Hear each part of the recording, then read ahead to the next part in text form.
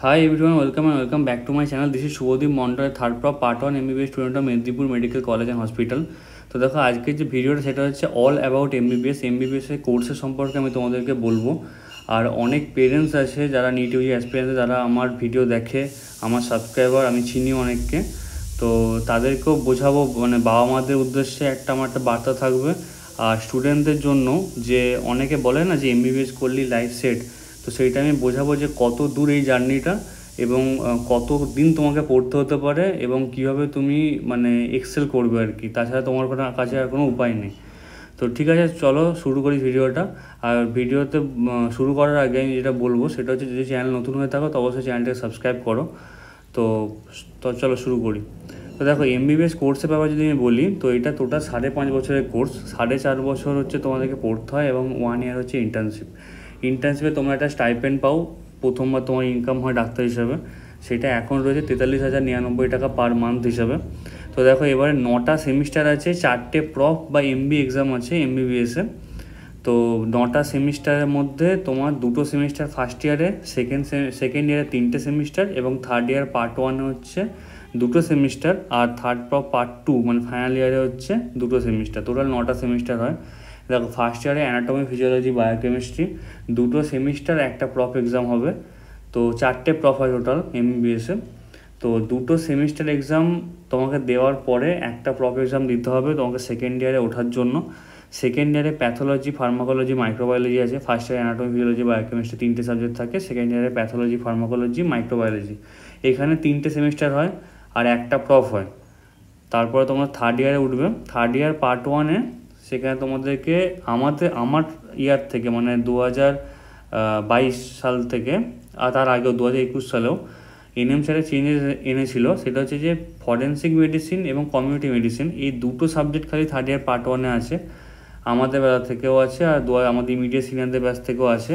আবার 2023 ব্যাচেও কিন্তু আছে পিএসএম আর এফএমটি, দুটো সাবজেক্টই আছে। এখানে আগে আইএনটি থাকতো, কিন্তু আবার 2024 ব্যাচ থেকে 4টে সাবজেক্ট করে দিয়েছে, মানে NMC, forensic medicine, community medicine, আর ইএনটি, যেটা আগে ছিল।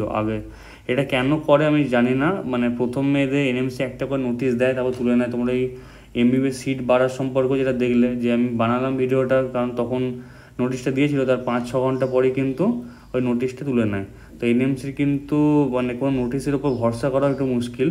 কিন্তু 2024 ব্যাচের জন্য ওরা 4টে সাবজেক্ট করেছিল। এবার এটা কেন করলো না করলো, আমরা প্রথমে ভাবলাম যে হয়তো আমাদের ইয়ার থেকে নেক্সট হবে, নেক্সট যে এক্সামে বলছি পরে, নেক্সট কীভাবে কী হবে না হবে, হতে পারে আর কি, যদি যখন ইমপ্লিমেন্ট হবে। আমাদের ব্যাচ থেকে তো হচ্ছে না ইমপ্লিমেন্ট। এবারে 4টে সাবজেক্টে তোমার পিএসএম, এফএমটি, আইএনটি, এটা 2024 ব্যাচ থেকে ওরা করেছে। কিন্তু 2023 আর 2022, 2021 এই 3টে ব্যাচে কিন্তু ওরা আবার 2টো সাবজেক্ট দিয়েছে, পিএসএম আর এফএমটি। এবার কী হবে সেটা 2025 ব্যাচের জন্য, মানে যারা এবছর অ্যাডমিশন নেবে, সেইটা যখন এনএমসি একাডেমিক ক্যালেন্ডার বেরোবে আমি জানিয়ে দেবো। তো দেখো, থার্ড প্রপ পার্ট 2 আর ফাইনাল ইয়ারে হচ্ছে মেডিসিন, সার্জারি, অবসগাইনি, পিডিয়াট্রিক্স, অপথ্যালমোলজি আর ইএনটি। আমাদের বেলায় আছে মেডিসিন, সার্জারি, অবসগাইনি, পিডিয়াট্রিক্স আর অপথ্যালমোলজি, ইএনটি, মানে তোমার টোটাল 6টা সাবজেক্ট আছে আমাদের ফাইনাল ইয়ারে। মানে আমাদের 2027 যখন এক্সাম হবে এপ্রিলে, ইউনিভার্সিটি এক্সাম। এবারে সাইকিয়াট্রি, ডার্মাটোলজি, অ্যানাস্থেসিয়া, অর্থ, এগুলো ওর মধ্যেই পড়ে, মেডিসিন আর সার্জারির মধ্যেই ইনক্লুড থাকে। তো মেনলি তোমার 6টা সাবজেক্টের পেপার তোমাকে দিতে হবে। আর একটা কথা বলি, যেটা নেক্সট যদি অ্যাপ্লাই হয় 2024 বা 2025 ব্যাচ থেকে, তাহলে তোমাদের হচ্ছে এটা রিপ্লেস করবে ফাইনাল প্রপ যে এক্সামটা, সেটা ফাইনাল ইয়ার যে এক্সামটা। আর নেক্সট 2 হবে আফটার ইন্টার্নশিপ। তোমাকে সেটা নেক্সট 2টা হচ্ছে পাস বা ফেল। আর নেক্সট 1-এর তোমার মার্কস দিয়ে কিন্তু তোমার পিজিতে সিলেকশন হবে, এমডিএমএসে সিলেকশন হবে। তো দেখা যাক নেক্সট কবে থেকে হয় না হয়, এখন কোনো গাইডলাইন নেই, তাই এখন ভয় পাওয়ার কোনো কারণও নেই। আর একটা জিনিস যেটা বলি, যে লাইফ সেট আফটার এমবিবিএস, তোমরা অনেকেই বলে শুনেছো, অনেক বাবা মারা বলে তাদের বাচ্চাকে যে এমবিবিএসটা করে না, তাহলে কিন্তু লাইফ সেট। তো আমি যেটা বলবো, এই বিগ নো। কারণ হচ্ছে যে এমবিবিএসের সিট কিন্তু প্রচুর বাড়ছে। তোমরা যদি দেখো, গভর্নমেন্টে অত না বাড়লেও প্রাইভেটে কিন্তু অনেক সিট বাড়ছে। যদিও এবারে 400টা সিট বাড়ার কথা ছিল, এবারে সিট বাড়ছে। এটা নিট ইউজি কাট অফ কমছে, এটা খুব ভালো জিনিস। কিন্তু মানে জবস নেই, কম্পিটিশান ফর জবসও ইনক্রিজ করছে অনেক। মানে এত এমবিবিএস সিট ইনক্রিজ হয়ে গেছে এখন, মানে প্রাইভেট কলেজ খুলছে এবং অনেকে যারা ভালো মার্কস পাচ্ছে না, তারাও মানে অ্যাডমিশান নিয়ে নিচ্ছে টাকার জন্য। মানে টাকা আছে বলে, তাদের ফাইন্যান্সিয়াল কন্ডিশন ভালো বলে। তো ওই জন্য সব জায়গাতে কম্পিটিশান বেশি হচ্ছে। আবার যারা এফএমজি আছে, যারা বাইরে পড়ছে, রাশিয়া, চায়না, এইসব জায়গাতে, ইউক্রেন, তো সেখান থেকে তারা আবার যদি এফএমজি পরীক্ষা দিয়ে ফরেন মেডিকেল গ্র্যাজুয়েট এক্সাম দিয়ে যদি আবার এখানে প্র্যাকটিস করে, তো সেইটা আরও সংখ্যাটা বাড়ছে, এমবিবিএস ডক্টরদের সংখ্যা।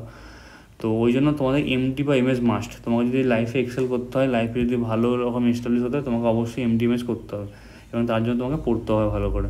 তো এই এমবিবিএস 5.5 বছর করার পরে 4.5 বছর প্লাস 1 বছর ইন্টার্নশিপ, তারপর তোমাদেরকে নিট পি দিতে হবে। দিলে তোমরা এমডিএমএসের চান্স পাবে। তোমরা যে ব্রাঞ্চে এমডিএমএস করো 3 ইয়ার্স করবে, তারপরে তোমাদেরকে সিনিয়র রেসিডেন্টের বন্ড একটা আছে আমাদের ওয়েস্ট বেঙ্গলে 3 বছরের। তো সেইটা তোমাদেরকে মানে বন্ড পিরিয়ডটাকে সার্ভ করতে হবে। প্রথমে মেডিকেল কলেজ হবে, তারপর ডিস্ট্রিক্ট হসপিটাল হবে 3 বছর। আর ডিএম বা এমসি তারপর তোমরা করতে পারো নিট এসএস দিয়ে। এটা করতেও পারো, নাও করতে পারো, এটা কম্পালসারি নয়। কিন্তু এমডিএমএস করার পর তোমাকে এসআরশিপটা করলে পর তুমি কোনো জায়গায় যদি প্রফেসরের জন্য, অ্যাসিস্ট্যান্ট প্রফেসরের জন্য তুমি ভ্যাকেন্সি পেলে তুমি অ্যাপ্লাই করতে পারবে। তাই সিনিয়র রেসিডেন্ট বন্ডটা খুব ইম্পর্ট্যান্ট। আর এমডিএমএসের তোমরা সবাই জানো পিজিটিতে মোটামুটি ভালোই স্যালারি দেয়, 70,000 কাছাকাছি। আর সিনিয়র রেসিডেন্ট বন্ডে 3 ইয়ার্সে 85,000 টাকা পার মান্থ, 85,000 পার মান্থ এখন দেয়, বাড়ানোর পরে আর কি। আর ডিএমএমসিএইচ তুমি করতে পারো তারপরে 3 ইয়ার্স, তারপরে আবার বন্ড আছে ডিএমএমসিএইচ করার পরও 3 ইয়ার্স। আর 3 ইয়ার্স বন্ডে তোমরা ডিএমএমসিএইচ করার পরে 1 লাখ টাকা পার মান্থ পাবে। এখনকার মানে 2025-এর কথা আমি বলছি, 2025-এ তখন হয়তো আরও বাড়বে। তো দেখো এমবিবিএসের পরে তোমাদের কাছে অপশান তাহলে কী আছে, যদি কেউ চাও 1-2 বছর যদি আমি নিট না পাই কী করতে পারো, সেটা হচ্ছে হাউস স্টাফশিপ। হাউস স্টাফশিপ হচ্ছে 1 ইয়ারের হয়, আর আরএমওশিপ তোমরা করতে পারো বিভিন্ন রকম প্রাইভেট নার্সিংহোমেতে। ঘন্টার বেসিসে তোমাদের যে স্যালারি সেটা ঠিক হয়। কোনো জায়গায় আছে 150 বা 200 টাকা হয়ে গেছে এখন অনেক জায়গাতেই, বেশিরভাগ জায়গাতেই পার আওয়ারে। তো যেরকম তোমরা করবে 8 ঘন্টা বা 7 ঘন্টা দিনে, সেই অনুসারে তোমাদের হিসেব করে নাও কত হচ্ছে, সেই হিসাবে তোমাদের কিন্তু স্যালারিটা ঠিক হয়। কিন্তু সেখানে কিন্তু কম্পিটিশান বিশাল ইনক্রিজ, কারণ যে বললাম সিট বেড়েছে অনেক জায়গাতে, অনেক এমবিবিএস ডক্টর তৈরি হচ্ছে, সেখানে তোমাদের অনেক চেন লাগবে, অনেক কিছু ব্যাপার আছে আর কি। তোমার যা যোগাযোগ থাকতে হবে তবে তুমি পাবে, তোমার মার্কস ভালো থাকতে হবে। মানে এমবিবিএসের যে প্রপ 4টে প্রপ হয়, ওই জন্য বলছি প্রপ এক্সামে জোর দাও। তো এই ছিল আর কি। তো লাইফ সেট এটা বলবো না, তোমাদেরকে প্রায় 5.5 বছরের পরে এস্টাবলিশ হতে আরও 3 প্লাস আরও 3 মানে 11.5-12 বছর লেগে যাচ্ছে তোমাদেরকে ভালোভাবে এস্টাবলিশ হতে। তো এটা অনেকটা সময়। তো যদি কারো কাছে অন্য কিছু অপশান থাকে ভালো, অবশ্যই তোমরা যেতে পারো। মানে যারা মানে মেডিকেল ফিল্ডে মানে না আসলেও হবে আর কি, এরকম মনোভাব আছে, তাদের জন্য বললাম। তো ঠিক আছে, দেখা হচ্ছে নেক্সট ভিডিওতে। Thank you very much. আমার টেলিগ্রাম গ্রুপেতে জয়েন হয়ে যাও।